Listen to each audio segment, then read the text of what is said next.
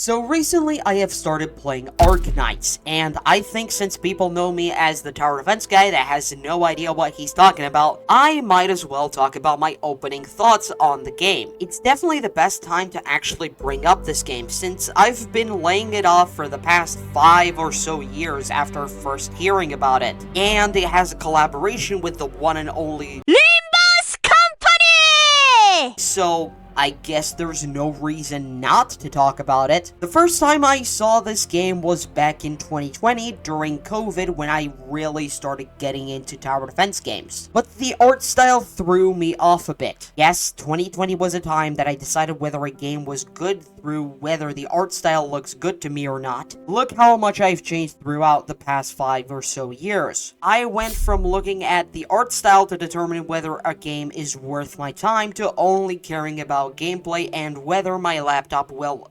I have been so wrong about this game, from the art style, story, to the gameplay. Everything is so well done, and I just want to talk about everything. Just, make a relevant video on a gacha game? Because I don't think I've done that in the past, 2 years or something. So what? Let's get right into this.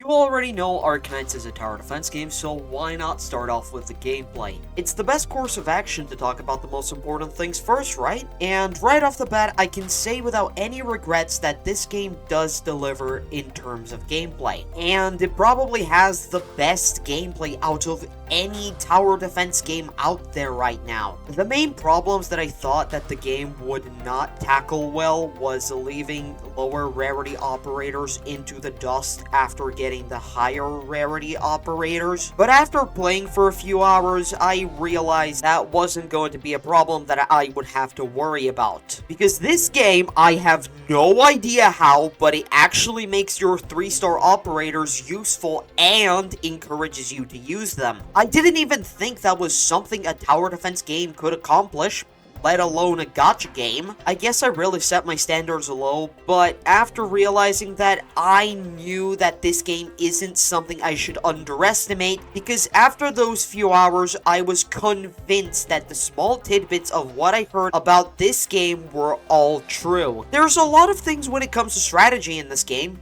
Practically everything screams strategy. The story itself really shows that, but I'm going to start off with team building as my first example. As confusing as it may be at first glance, after you get the hang of the tower categorization and the multitude of other aspects when it comes to this game's team building, you can do a lot to pass certain stages with even the lower rarity operators. There's a lot more to the strategy aspect of the gameplay as well. In terms of mechanics, there's constantly something to keep the flow of the game interesting. You have bushes that your operators can camouflage in. You can throw enemies off the map, which I don't think is something that any tower defense game lets you do. The game doesn't worry about balancing such a mechanic. You can literally kill an enemy leader if you just throw them into a conveniently shaped pit of darkness. It's actually funny as hell when you realize how early in the game you can do that. Obviously, it isn't only the main story that the developers add these sort of mechanics to the game. That would make the game get stale really quick. So obviously, we have limited time game modes that also have mechanics of their own. I had the pleasure of playing through a rerun of the Babel event, which has a mechanic where you need to link operators to other operators via a stabilizer chain. And that's not all the mechanic is used for, because it can also slow down enemies or stun them entirely for a short period of time, which is the main thing that it's used for. In practice, it's really fun actually, where it can let you play around with operator placements. You can really get creative with some placements probably on certain stages, although the amount of the event that I actually progressed through can't really let me say my full opinion on it. I definitely like the concept of the main mechanic here. I'm glad it couldn't just be brushed off as a useless mechanic that you can just ignore and beat the stages anyway. No, you need to interact with the mechanic, otherwise you aren't aren't progressing through any of the stages. And obviously, that isn't just the event itself. As I said before, the main story of the game has these mechanics and exploitable parts of stages that you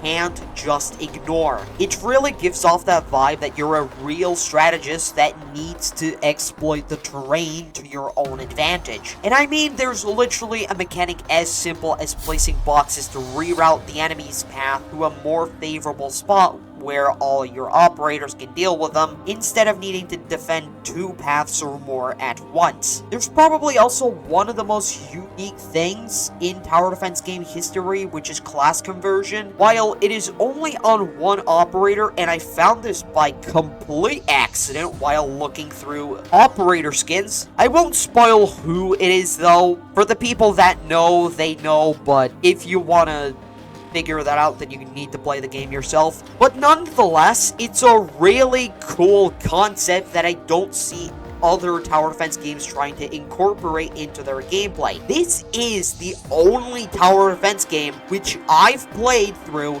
that had this sort of mechanic in place. I guess some people could just say that class conversion is another way of saying alternative versions of towers, which has been done by a few games, but I don't exactly think that it's the same thing, so take that as you will. There's so many more things to account for when it comes to strategy here, because you can approach enemies in so many different ways. You can, for example, hold off a singular path with a defender and 1 or 2 healers, which is considered the coward's way of doing things. But if the game lets you do it, then you might as well. Sometimes the game even encourages you to stall a path. For example, stages such as 2-3 and 3-8 are basically built for stalling enemies, but it isn't the only way to beat the stages I mentioned. If you have a different strategy, the game accepts it with open arms and doesn't force the recommended strategy on you. It only hints that the stage is possible to complete in a different way. Another major part of the game that I think I should mention briefly is the difficulty. I don't think there's any other way to say this than this game is hard. Maybe even too hard for my own standards, but I don't have a reason to complain, right? Arknights is a tower defense game after all. By my definition, it's supposed to be a hard game. You will struggle at nearly every single level in this game. It doesn't matter whether your operator levels are too low, which how much your operators are leveled up doesn't even matter too much. Your team composition may also suck, or you're just making misplays due to the pressure of needing to constantly make decisions on a battlefield. This isn't a tower defense game where you can just place a bunch of operators and go play Balatro or something. You need to be constantly on high alert because your defenses can fall at any moment. I heard that a lot of people are sick of tower defense games that are the equivalent of waiting games. But if they're complaining about that, why not play Arknights? I bet if the people who whine about that all day long on Twitter or Reddit would shut their fucking mouths. I feel like this game isn't really for everyone, not even tower defense connoisseurs that just enjoy playing tower defense games, because the difficulty by itself will throw off a lot of people. I'm obviously speaking from experience because of how fast I started questioning whether I would enjoy this game based on how hard it is alone. And if somebody is asking for some reason, that was around the second half of episode 1, so really early into the game. This isn't something that I normally recommend for tower defense games, but if you are playing this game, I would recommend using guides and strategies to beat certain levels that you are stuck on. Seeing what people do in certain stages can really help you out. Obviously, you shouldn't just copy and paste the strategy one-to-one, because that isn't the point of a tower defense game. I personally use guides quite often for this game, and this is one of the only tower defense games that I will outright state that looking up a guide isn't a bad thing as long as you're putting your own spin on things.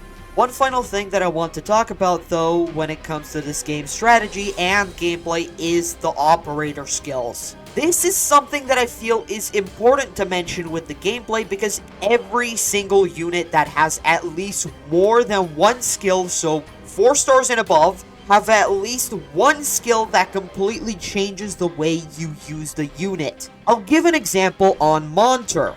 Monter is a chain healer by default. But her skill 3 can be used as an AoE true damage DPS that also heals herself for 50% of her attack. A less interesting case can also be Kuwara, which has a skill that is much more on the defensive side, since she gains +1 block value as well as 55% to 130% added defense, ranging from the level of the skill, and also restores from 1% to 3% HP, ranging from the level of the skill. There's a lot of cases like this where skills just completely change the playstyle of a certain operator, meaning you need to adapt to that as well when planning out your strategy. It's nice to see that even tower skills have some sort of depth to them and can be used to make some really creative team compositions.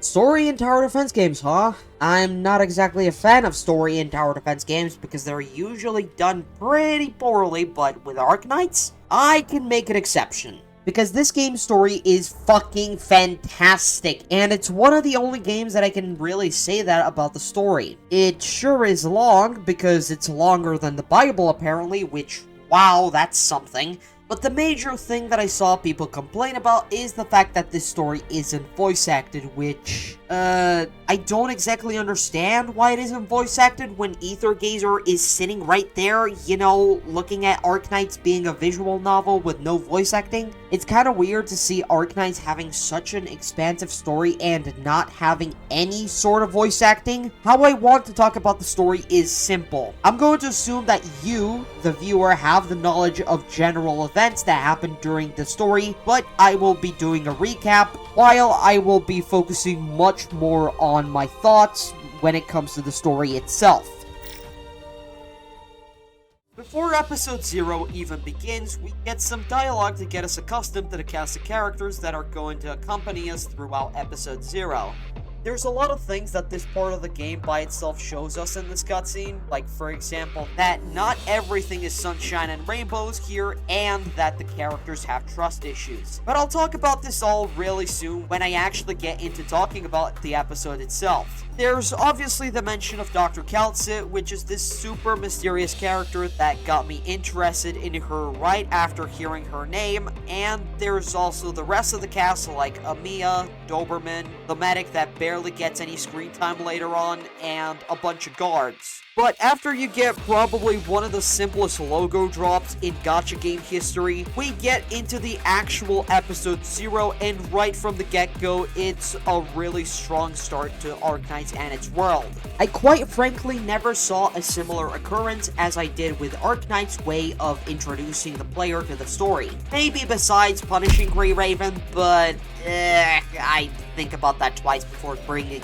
that game up. The story starts up by you seeing a civilian literally getting killed off screen. The game doesn't spare you time explaining everything in the first level. Neither why is there a girl with rabbit ears that treats you like some kind of saint, or why the hell is there an entire organization of untrained thugs trying to kill every single person they see. Obviously, after you're done with the gameplay part of the first level, the operators explain some key concepts such as orypathy, which is an incurable disease that is being researched on by Rhodey's Island, a faction that you are conveniently one of the members of. You are told that you are the doctor, a researcher for orypathy, and a master tactician. Amiya holds you in high regard, although the other operators don't necessarily trust you after learning that you are suffering from amnesia. Another day, another gacha game that starts off as the main character wakes up with amnesia. Fun! Rhodey's Island sent out an entire rescue team for you, so clearly the doctor must be an important figure and not just some random researcher that can be forgotten about. This game introduces the concept of trust in gacha game writing,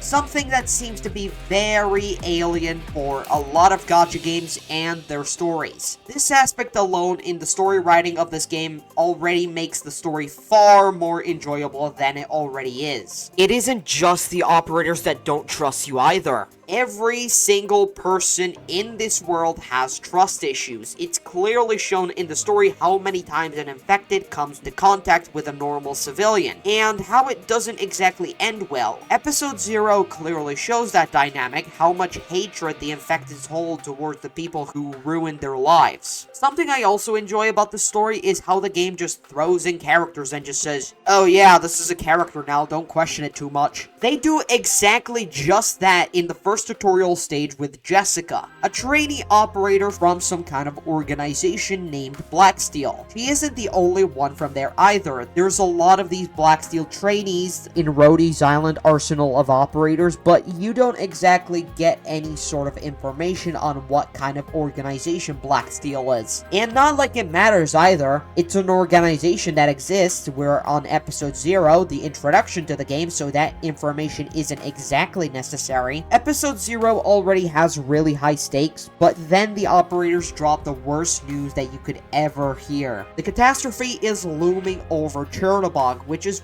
basically a disaster that wipes the entire city and leaves nothing but ruin and originium, which is the main cause of Erypathy. It's not like the thugs that we fought from the reunion are gone either. They're still on our tail and want us dead. Not only the thugs, but also the ringleader that shows up later in this episode, which is Crown Slayer. They just kind of pursue us until some point in the story. Crown Slayer is a reoccurring character no matter how many times you drop the bastard into a pit of hell. And then we probably have one of my favorite parts in the entire story of episode 0, which is where Neural shows up. You ask, why is this one of my favorite scenes in the entire episode? It's because there's no plot armor here. Neural shows up out of her own decision, not because the game forced her to do so. She comments on this later, questioning what would have happened if she never made that decision, if she stayed to fight off the reunion with Ursus, or if she stood back at the rendezvous point. It really shows that the operators are actual characters. They make their own decisions. They aren't just a stepping stone for the Doctor, which is something that many gacha games seem to miss within their story. It also points to the next thing I would want to talk about, which is how there's not a single character that isn't likable in some way or another. Sure, I guess the entirety of the reunion are genuinely a fucked up group of villains, but does that mean the members of the reunion aren't likable? I never once said in the story when a certain character showed up, ugh, I wish somebody else would show up, or something like that. And that's also speaking of the episodes that I'm not going to put in here, but back to the recap. Neural shows up, blocks a bunch of shots, and then some kind of kid shows up. We are going to call this kid CompetitiveChess.com user. His actual name is Mephisto, by the way. He also brought Faust alongside him. No, not Faust from Limbus Company with a big boob, sadly. Faust is a male here, and he's a sniper. Competitive chess guy wants Neural shot through the head. Neural barely survives the entire encounter with Faust because apparently dude is faster than the blue blur himself, shooting from multiple angles at once, barely giving the horse girl any sort of breathing room, which just shows that the reunion is not a joke. Besides the thugs that go on a suicide mission, their leaders are clearly powerful. I'm glad that at least Arknights has some sort of good group of villains, because after playing through a lot of gacha games where villains are just all bark no bite, Arknights is truly a refresher. Alright, we talked a bit about episode 0, so I guess we got episode 1 to talk about, and oh boy, this episode is even more tragic. Chernobog is going through literal hell. Ursus guards are completely overwhelmed by the reunion. There's a catastrophe looming over the horizon. We have some angry child that happens to be a chess.com sweat, and there's no end to all the bad stuff that's happening to Rhodey's Island. Chernobog's fate is clearly sealed, but did our operators come out unscathed? Oh no, they did not.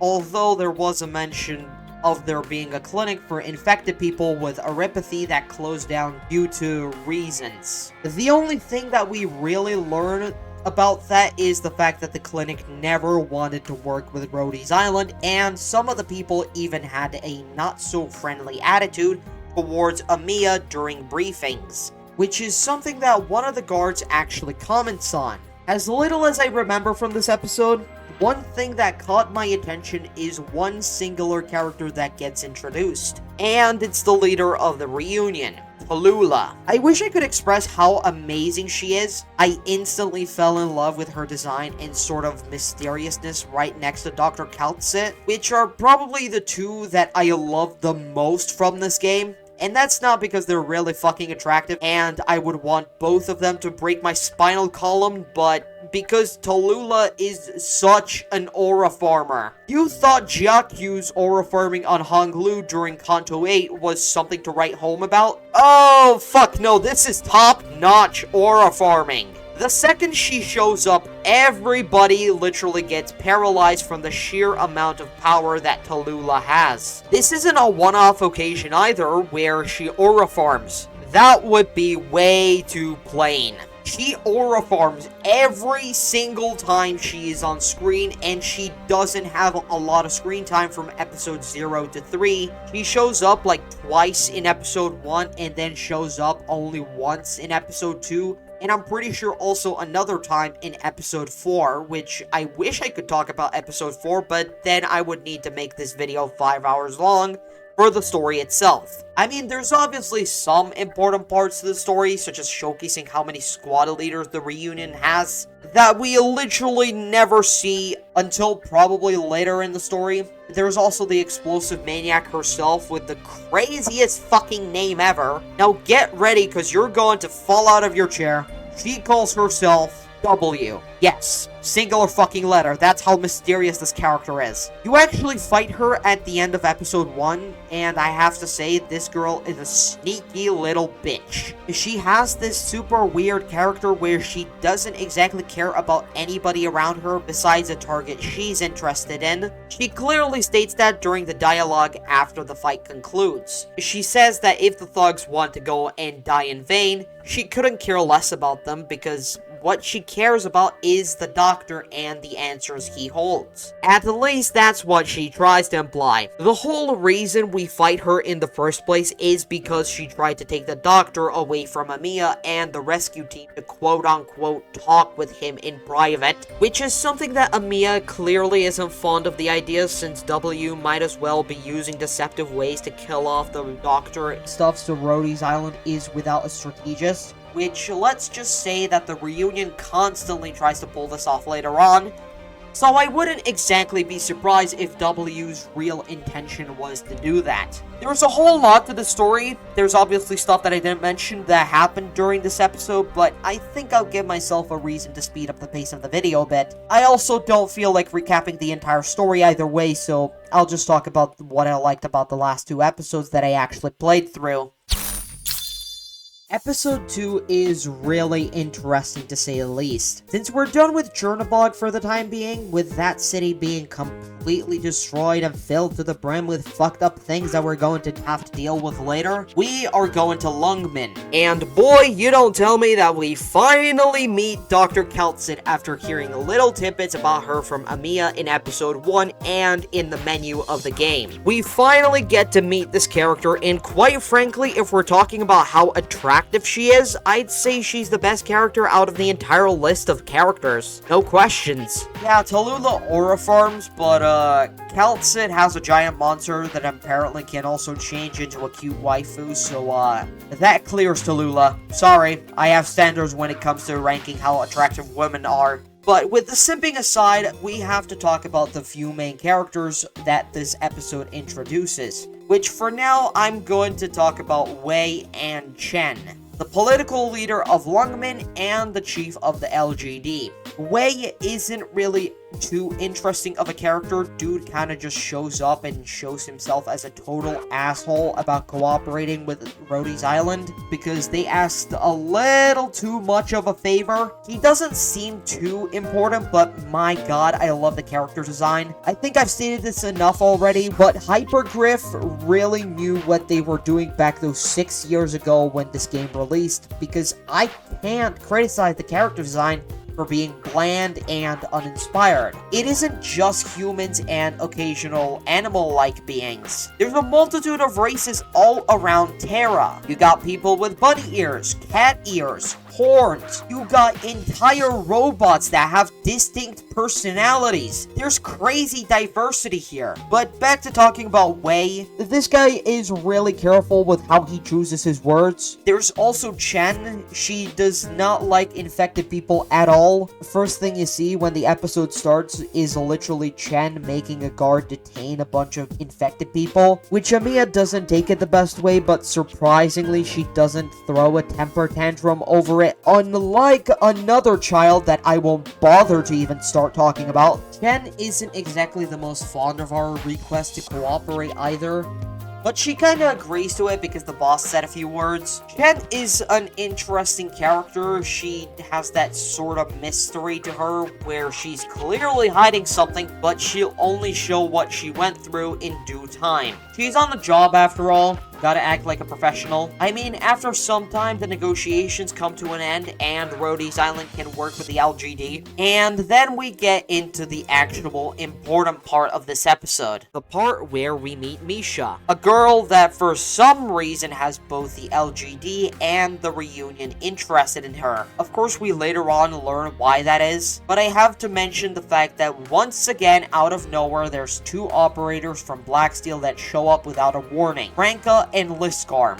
They don't really get introduced to us at all, but they're cool, I guess. There's also the introduction of Penguin Logistics, which they make escape routes or something? I don't know. The only thing that I will critique about the story is going to be the translation itself. Episode 2 really shows how bad the translation was back then. For example, 210 makes no sense whatsoever. I mean, sure, this story was made around 6 years back when the game first released, but come on, you're telling me that they didn't take at least some time to actually polish the first few chapters' translation after hiring a bunch of translators for the game? It kind of ruins the experience by itself, but at the same time, it isn't that big of a deal. This is the only critique that I have for the game, by the way. Everything else I'm saying is me coping with the fact that I didn't play this game 5 years ago when I started out my tower defense journey. Back to talking about episode 2, Misha is said to be affiliated with one of the squad leaders of the reunion, Skull Shatterer, which is yet again another squad leader that I cannot complain about the design of.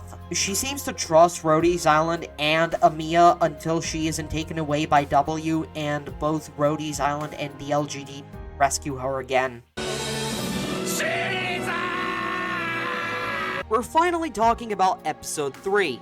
This is by far my favorite episode of all the 4 I mentioned. It's the one that actually made me cry twice because I got that invested into the story. This episode by itself shows to what lengths the reunion will go to deal with Rhodey's Island. Skull Shatterer as a character made me already care about the guy even though he barely got any screen time. The simple yet tragic backstory he has shows that not every single backstory needs to be complex and can make you interested in a character if the backstory is used correctly. Which here, in the case of Arknights, it is, with Skull Shatterer or Alex trying to convince Misha to join the reunion through using that backstory to remind Misha of what they both went through. Their mother was murdered in cold blood by Ursus and then left a trail of blood in the snow while being dragged away by one of the guards. A game that shows police brutality and racism? I don't think I've seen such a combination before in either tower defense or gacha game story writing, but Skull Shatterer uses a lot of ways to persuade Misha into believing that Reunion are actually the good guys and Rhodey's Island are the bad guys and traitors to the infected. One of the reasons that Skull Shatterer actually brings up is because of how many comrades Skull Shatterer lost to Rhodey's Island. Which, that's just the biggest lie ever because of the fact that the thugs came after Amiya and the rest of the team out of their own volition. They struck first, so it's only natural that they needed to defend themselves, right? Obviously, Misha eats up everything the brother says like a pelican and says that she'll think about siding with the reunion. I mean, we even get a scene where Skull Shatterer teaches Misha how to use the Originium grenade launchers, which Misha proves to gain understanding of how to use weapons quickly. Too quickly, in fact. And here comes the funny thing. Remember when I said that W, instead of wanting answers from the doctor, wanted to kill them instead, so the reunion can deal with Rhodey's Island without major obstacles? That comes up again. Second time's the charm, I guess. Of course, that second time the charm doesn't necessarily work out because one of the elite defenders of the LGD, Hoshiguma, that we meet a little earlier in episode 3, blocks the shot. Then probably one of the most tragic things happen, which is Amiya in defense of the doctor, to literally right in front of Skull Shatterer about to die, shoots her Originium arts and mortally wounds him. Now that hits like a fucking truckle, right? And I don't know why, but I felt bad for the guy. I feel there was some kind of other way to deal with this situation, but what happened cannot be undone. Misha hears of the news about her brother's passing, and she cannot agree with what Rhodey's Island did. Maybe Amiya didn't want to end Skull Shatterer's life. She only wanted to wound him so the doctor can get away from him to get to a safe position. And it isn't like Amiya isn't feeling guilty. That guilt she carries is eating her up from the inside of her heart. She knows that there was another way, but she wasn't able to find it in that fraction of a second that everything happened. The explosive maniac casually shows up and gives Amiya a phone. And I think it's obvious what just transpired. Misha is broken inside. She doesn't feel any remorse. She already decided that she wanted to side with the reunion and end Rhodey's Island for good. She didn't do this for the sake of some kind of plot or anything else. Misha has already been blinded by her brother and reminded of the suffering that they both endured against Ursa's killing their parents and taking her brother away while she did nothing but hid away. This is what you call a deuteragonist. At first, she believed what Rhodey's Island did was correct, but after hearing of her brother's passing, she wanted nothing else than revenge.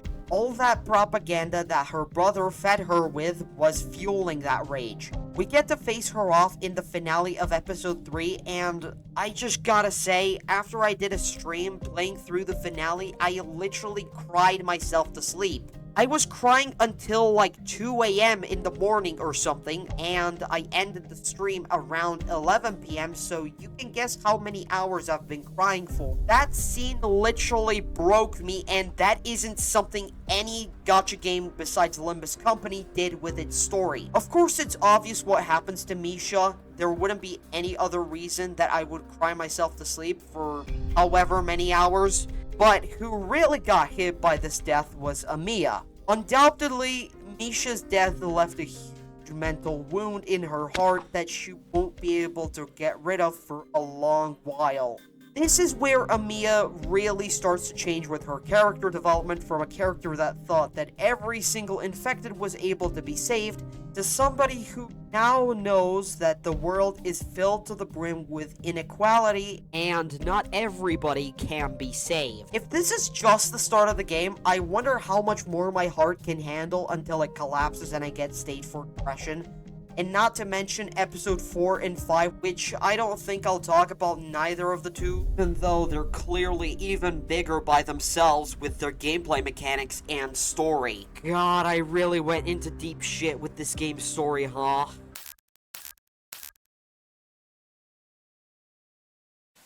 Since we're done with the longest part of the video, I think it's time to talk about another important part of a tower defense game, which is the progression system. This is one of the better progression systems in a tower defense game that I have seen. There is a whole lot to unpack, but let's start with the basics first, which is resource management. And I need to give some kind of congratulations here because the early game of Arknights isn't as brain dead as most gacha games, where everything is handed out to you on a silver platter. There are resources that you will have an abundance of and resources that you will really need to think over how you're going to spend them because you won't have them handed out to you on a silver platter. Things like LMD, XP tickets, skill summaries, or any of the rare materials that you get for beating certain stages. 6 and 5-star operators cost a lot more than 4 and 3-star operators, which adds on to one of the points I made during the video where I talked about gameplay. The game teaches you by itself that 3-star operators are your friend and your best hope for beating most of the game's content. You don't even need to try to figure out that yourself. The game outright hints at this being the case when you first see how much upgrading your 6-star operator units to Elite 1 and your 3-star operator units to Elite 1 and how big the difference is. The game basically works on your intuition and nothing else. It's something that I think this game excels in, actually making you think about certain purchases and whether they're worth it, or is there something else that you can do that can also help beat certain stages. This game has a lot more ways to grind resources such as supplies and integrated strategies, which works somewhat similar to mirror dungeons from Limbus Company. You get to choose a team and you need to beat a bunch of nodes to progress. You get stuff like XP tickets, LMD, and other important resources, which is a really cool concept that's actually Limbus Company, but in a little different setting. The idea of needing to manage your mental health while also needing to figure out which thoughts you actually want to use is really cool, and the fact that you can use units from a rental system as well as supports, which this mode by itself seems really fun for the few times that I actually got to experience this mode myself. There's obviously the base itself that is crucial to gaining rudimentary resources like precious gold, operator class chips, which are used to upgrade units to further elite classes, and so much more. There is also the trust system, which based on the amount of time you used a certain operator on missions, you will gain their trust for extra stats. It's something similar to Cube Defense, another tower defense game on Roblox that uses a similar mechanic to this, where your towers level up based on the amount of damage they deal and the amount of time you use them for, which isn't as important as the trust mechanic in Arknights, but it's still a worthy comparison nonetheless. There are so many important parts to the base that I don't even think I can start bothering myself to talk about. I sure know that it's more important to write home about, since every single operator has some sort of passive that helps you with either material production or something else. There's also the credit system, which is super important for progression, since with your base you can find clues and stuff that give you credits that you can later on use to buy resources and operators such as Courier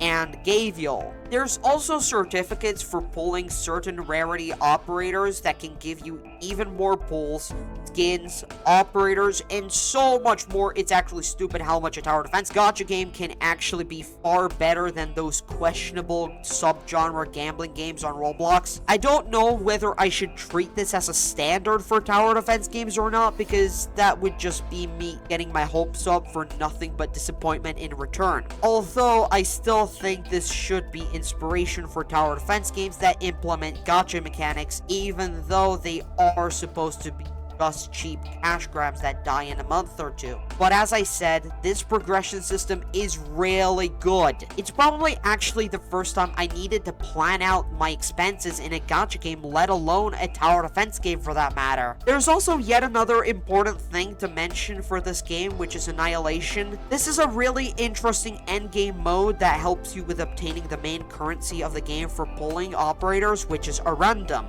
The way this game mode works is you have a map, 400 enemies, and you either kill them or leak 10 enemies and it's game over. There's a lot to Annihilation in how you play it, since every single major place that you go to in story has an Annihilation counterpart. It isn't a game mode that you can simply ignore either and just do one singular level, since every single permanent level increases your weekly Arundum cap by like a lot. There's obviously one final important thing to talk about, one that I don't exactly understand yet, which is the gacha system of Arknights. The game explains this to you, but I might as well explain how I view it for the sake of not copying down an entire wall of text. There are two types of banners in the game: Standard and Kernel. No, we do not talk about limited banners. Standard is your average banner, which does carry over pity from banner to banner. Colonel works in the exact same way. The probabilities of you getting a 6-star operator are incredibly high since it's a 2% probability, and after 50 headhunting attempts, it raises to 4%, and if there's no 6-star operator on your 50th pull, the game will keep increasing the chances by 2% until you get a 6-star operator, and obviously there's the guaranteed rate up 6-star operator if you don't get them on the first try. But standard headhunting seems to only let you claim one guaranteed rate up operator, while Colonel lets you claim however many you want as long as you fit the condition of getting some kind of operator that wasn't a rate up on the banner, and you get the 150 pulls and such. I know I'm making this sound complicated, but it's much easier to understand the entire guarantee system if you read through it in the game. It doesn't exactly seem like the headhunting system is all that important in the early game. Sure, you can get some really busted operators that will help you out during the early game of Arknights, but the game is generous enough to give you a few 3 5-star selectors, and I think 2 6-star selectors if I'm not wrong. So you can save up your pulls for later when you really want to get some kind of character, but let's be honest, no dumb person is going to play a gacha game without the gacha because that just kind of feels weird, doesn't it?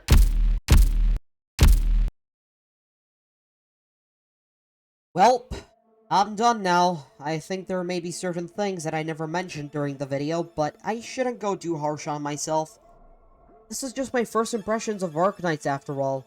An actual, real tower defense game besides Bloons Tower Defense 6 or Bloons Tower Defense Battles 2. I've come a long way as a tower defense player, huh? Started from Tower Defense Simulator thinking it's one of the best games ever to now standing here talking about Arknights. A game that if you told me 5 years ago that I should play, I would brush it off as a garbage idea, since that was also a time where I heavily glazed games like Genshin Impact or Honkai Impact 3rd without a real thought process in my mind. This game definitely changed my perspective on so many things on the tower defense genre. So many things that I thought I would never deem important for tower defense games really shined upon me in a light showing me that there is more to tower defense games than I have only experienced on Roblox. The amount of creativity in the gameplay, so many cool ideas that I would never think of would ever work for a tower defense game. So much emphasis on strategy in both the gameplay and story,